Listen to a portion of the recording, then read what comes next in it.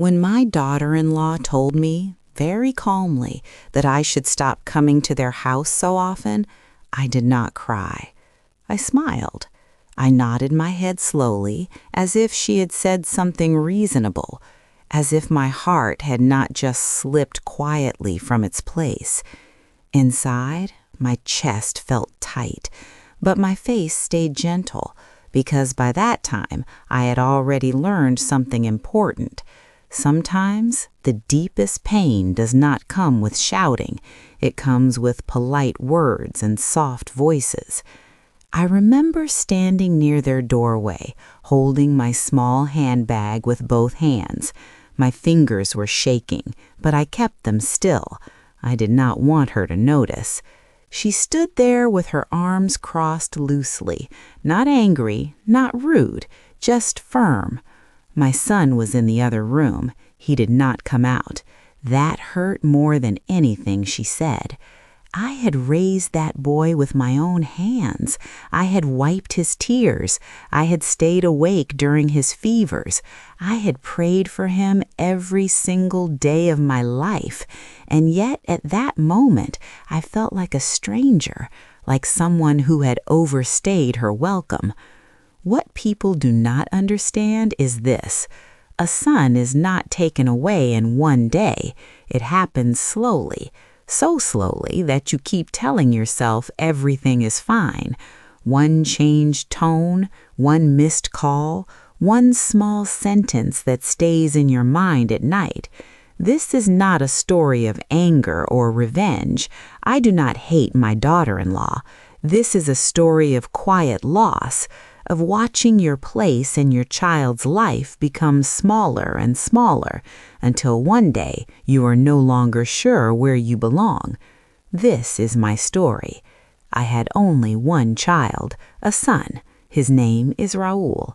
When people ask me if I ever wished for another child, I smile and say no, because my son filled my entire world. His father passed away when Raul was just 12 years old. One day he was there, the next day he was not. From that moment on, life became very quiet, very heavy. I worked small jobs. I stitched clothes. I cooked for neighbors, whatever I could do with my hands. Every night after finishing my work, I would sit beside Raul while he studied. Even if I did not understand his books, I stayed there so he would not feel alone. Sometimes he would look at me and say, "Ma, you don't have to sit." I would smile and reply, "I know, but I want to." That was our life, simple, close. When he grew older, he became more independent, but he never stopped calling me. If he was late coming home, he called. If he had a problem, he shared it. I trusted that bond. I thought it was unbreakable. Then one evening he came home and said, "Ma, I want you to meet someone." His eyes were shining. I knew what that meant. That is how I met Anita. She was well-dressed, soft-spoken. She smiled often. She touched my feet and said, "Auntie, please bless me." I placed my hand on her head and prayed for her happiness. At that moment, I truly meant it. The wedding happened within a year. I was involved in everything, choosing clothes, inviting relatives, cooking food. Anita's family was polite but distant. They did not interfere much. After marriage, Raul and Anita decided to live separately. I did not stop them. "You need your own space," I told my son. "Build your life." They moved into an apartment about 20 minutes away. At first, nothing felt wrong. Raul called every morning before work. He came to see me on weekends. Sometimes Anita came with him, sometimes she did not. When she came, she was respectful, but something felt careful. She never sat too close. She never stayed too long. Still, I told myself not to imagine things. A mother must learn when to step back. I reminded myself of that often. The changes did not come like a storm. They came like a slow evening breeze. At first, Raul's calls became shorter, then less frequent. When I asked if everything was okay, he said, "Yes, Ma, just busy." Busy is a normal word, but it can carry distance. One afternoon, I went to their house with some sweets I had made. It was nothing special, just something I liked doing. Anita opened the door. Her smile was polite but surprised. "Oh, you came?" she said softly. "Yes," I replied. "I was nearby." She stepped aside to let me in, but her body stayed stiff, like she was already tired. Inside, I noticed small things. The sofa was arranged differently. The photos had changed. The picture of Raoul and me at his graduation was no longer on the wall. I did not ask about it. During tea, Anita checked the time often. Raoul kept looking at his phone. When I tried to talk about old memories, Anita laughed lightly and said, "Oh, Ma, that was so long ago." Her tone was kind, but her words felt like a door closing gently. Another day, I suggested a dish Rahul loved as a child.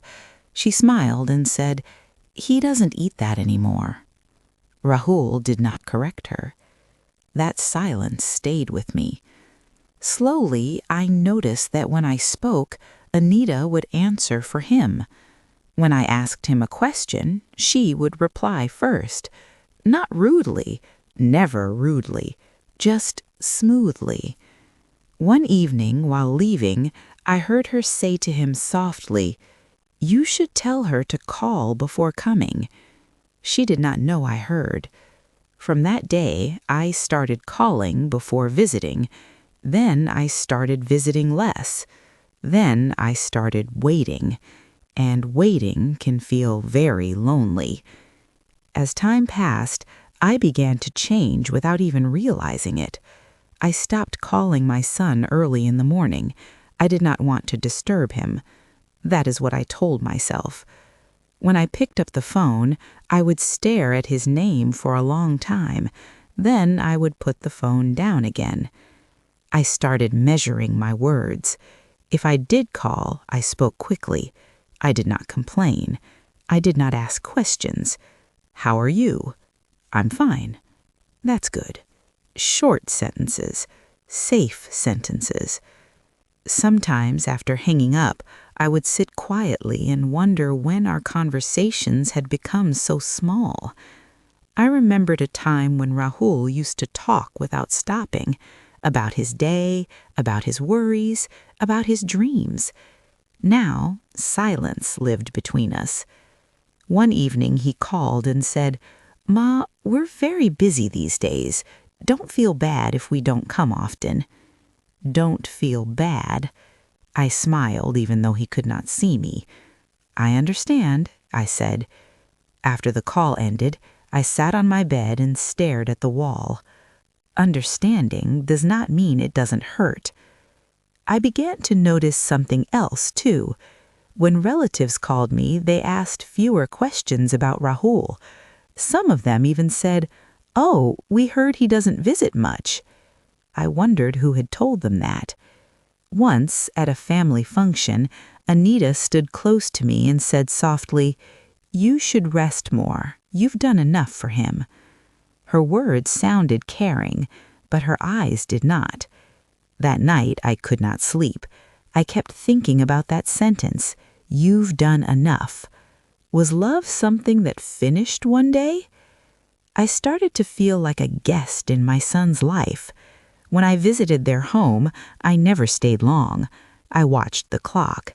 I noticed every sigh. Anita never asked me to stay, but she never asked me to leave either. Instead, she would say things like, "We have a lot of work tomorrow," or "Rahul is very tired these days." Rahul would nod. Once, when I stayed a little longer than usual, Anita went into the bedroom and closed the door. Not loudly, just firmly. Rahul looked uncomfortable. He said nothing. I got up and said, "I should go." On the way home, the streetlights felt brighter than usual, or maybe my eyes were tired. There was a time when I blamed myself. Maybe I was interfering too much. Maybe I was holding on too tightly. Maybe I was old-fashioned. I tried to correct myself. I stopped giving advice. I stopped sharing opinions. I stopped asking personal questions. But the distance did not shrink, it grew. Sometimes when Rahul spoke to me, his tone sounded careful, as if he was choosing his words very slowly. One day he said, "Ma, Anita feels you don't like her." That sentence shook me. "I do like her," I replied quickly. "I've always respected her." He paused. "She feels judged," he said. Judged. I thought of all the times I had stayed silent, all the things I had not said. "I'm sorry if she feels that way," I said softly. Rahul did not say anything after that. After that conversation, something inside me changed. I became more careful than ever. When Anita spoke, I listened. When she corrected me, I nodded. I did not defend myself, because I was afraid of losing my son completely. But fear has a way of making you smaller. I noticed that Anita started making decisions without informing me. Family events, festivals, even simple gatherings. Sometimes I found out from others.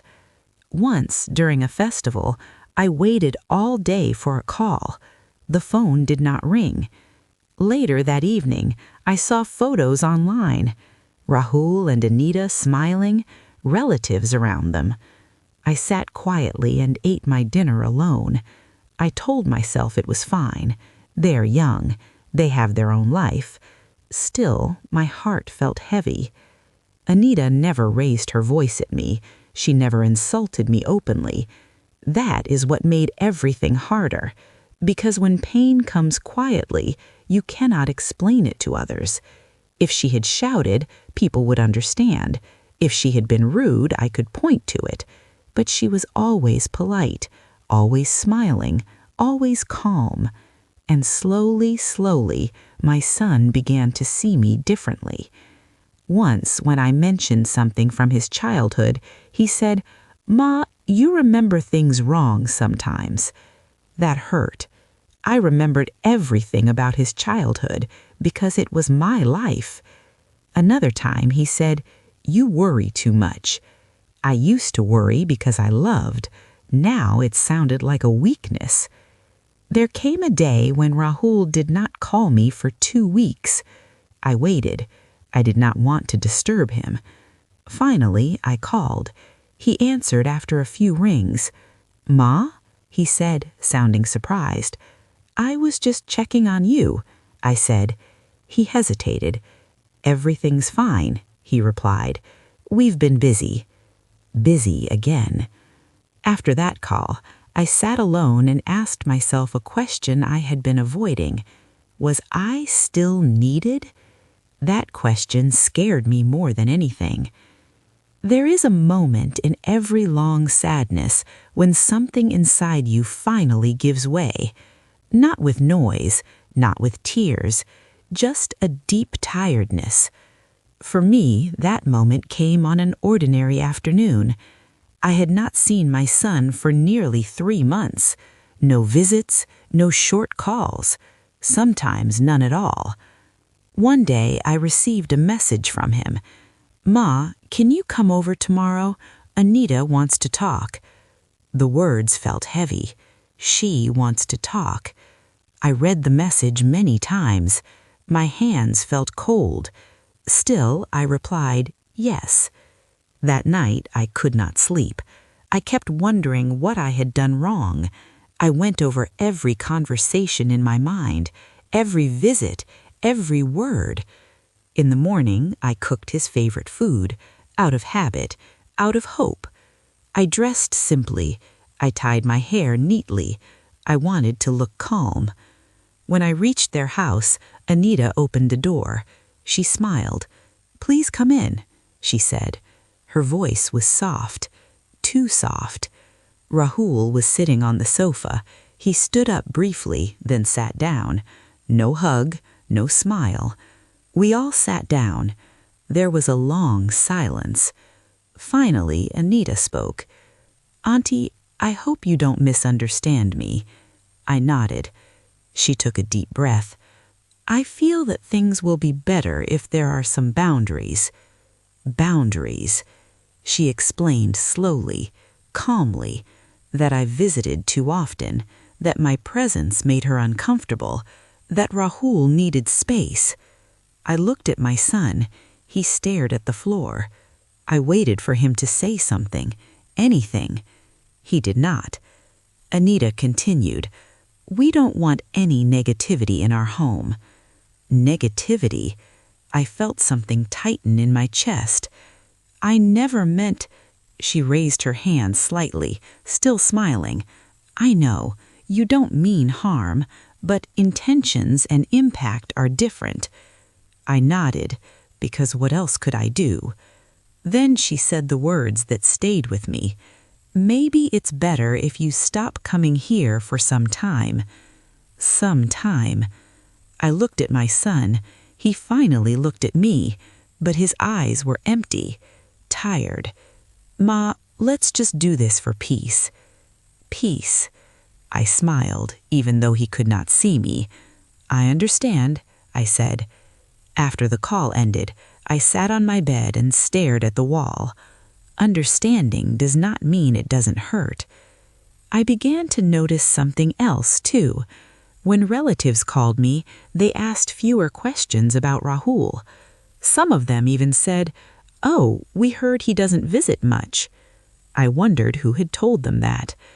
Once, at a family function, Anita stood close to me and said softly, "You should rest more. You've done enough for him." Her words sounded caring, but her eyes did not. That night, I cleaned the house again and again. I rearranged cupboards. I washed clothes that were already clean. Loneliness fills silence with noise. Relatives began to ask questions. "Why haven't you gone to Rahul's house? Is everything okay?"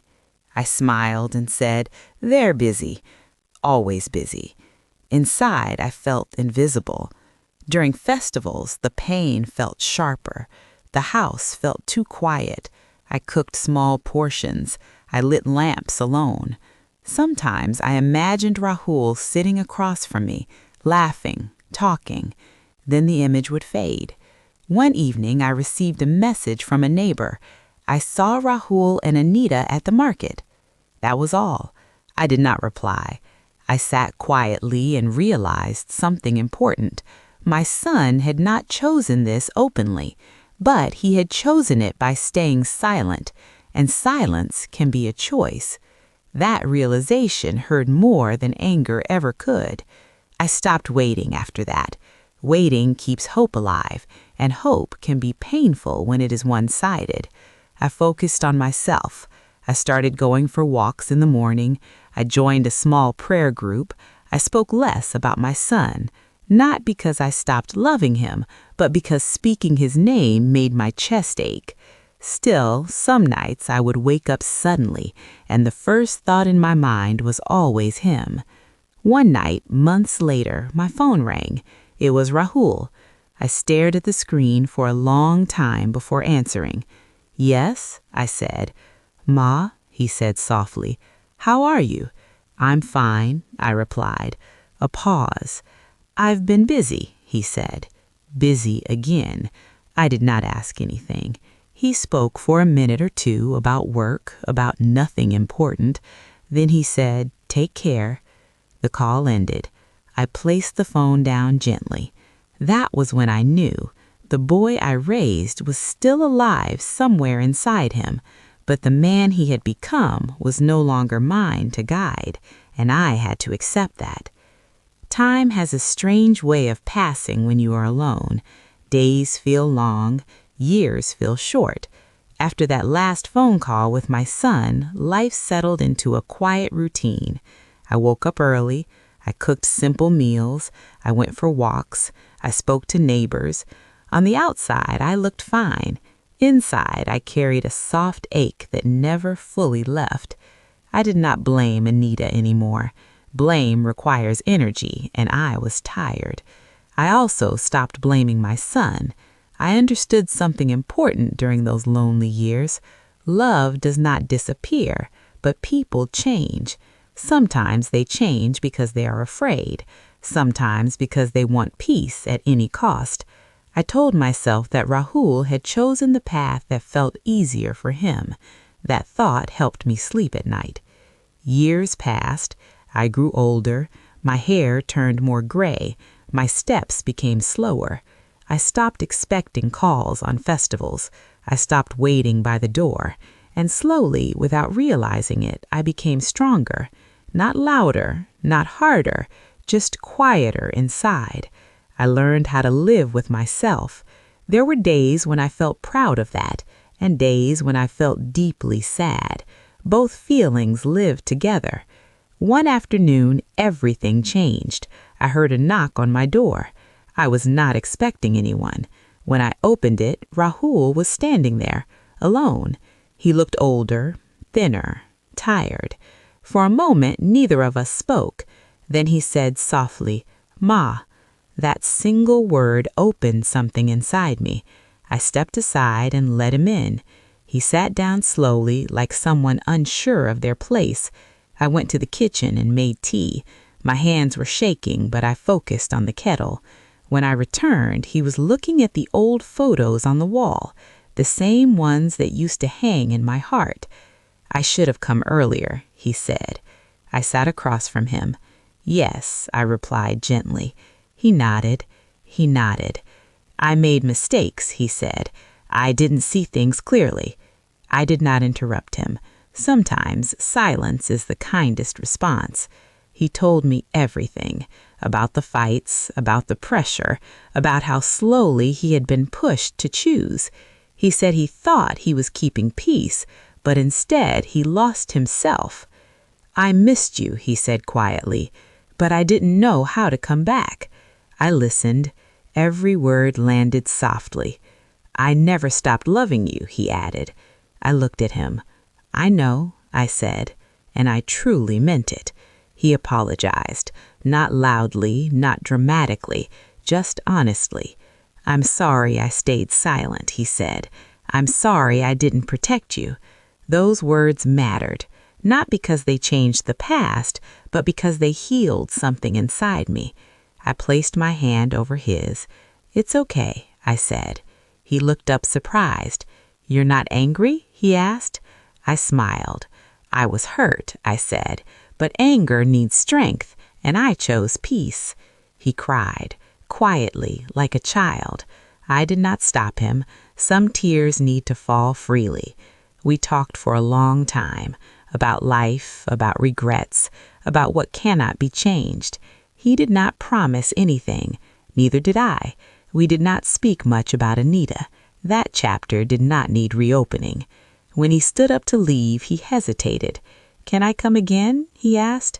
"Yes," I replied, "but only if you come because you want to, not because you feel guilty." He nodded. "I want to," he said. After he left, the house felt different. Not louder, not fuller, just warmer. I sat down and thought about everything that had happened over the years, about love, about loss, about how relationships can change without warning. I realized something important. A mother's love does not demand ownership. It does not shout. It waits. Sometimes waiting hurts. Sometimes it heals. I do not know what the future holds. I do not know how often my son will visit, and that is okay, because I no longer measure my worth by how often someone calls. I know who I am. I am a mother who loved deeply. I am a woman who learned to let go quietly. I am someone who chose forgiveness over bitterness. If you are listening to this and feel pushed aside, forgotten, or replaced, remember this: your love mattered. Your presence mattered. And even if someone forgets it for a while, life has a way of reminding them. Until then, live gently, love yourself, and keep your heart soft, because a soft heart, even when hurt, is still a strong one.